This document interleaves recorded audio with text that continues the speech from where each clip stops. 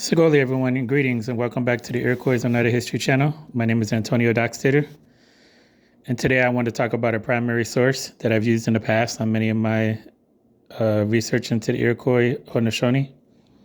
The book is called The History of the Five Indian Nations, Depending on the Province of New York in America by Cadwallader Colden. And it was written in 1727, and I have the 2017 version. One of the chapters I took from was part one, chapter one, the wars of the Five Nations with the Adirondacks. The Adirondacks formerly lived about 100 leagues above three rivers, which now the Ottawa live. At that time, they employed themselves wholly in hunting, and the Five Nations made planting of corn their whole business, by which means they became useful to one another and lived in friendship together. The Five Nations exchanged with the Adirondacks corn for venison. The Adirondacks valued themselves and their manner of living as more noble than that of the Five Nations and despised them for that reason. The Adirondacks desired some of the young men of the Five Nations to assist them in their hunting, and they agreed. The Adirondacks were unlucky and returned first to their mutual campsite. The young men of the Five Nations soon arrived, loaded with deer meat, which was chiefly owing to their being more patient and able to bear fatigues and hardships than the Adirondacks were. They made a present of their best venison, but the Adirondacks, becoming jealous of this success, conspired together and in the night murdered all 6 men of the Five Nations while they slept.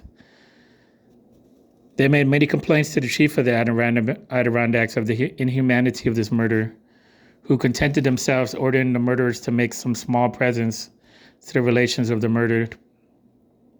The Adirondacks proposed nothing less to themselves than the entire destruction of the Five Nations by open force.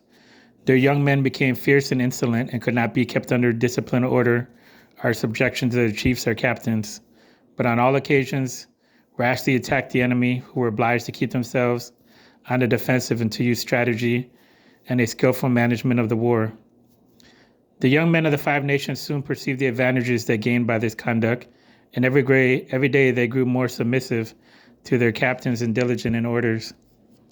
The Five Nations sent out small parties only, who, meeting with great numbers of Adirondacks, retired before them with seeming fear and terror, while the Adirondacks pursued them with fury and without thought, till they were cunningly drawn into ambushes where most of their men were killed or taken prisoner by the Five Nations.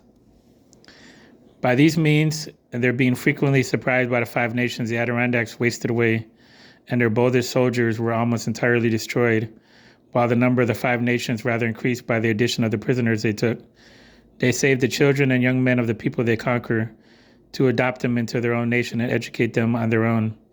Later, 6 scouts marched before the army and gained intelligence to the location of the Adirondack warriors.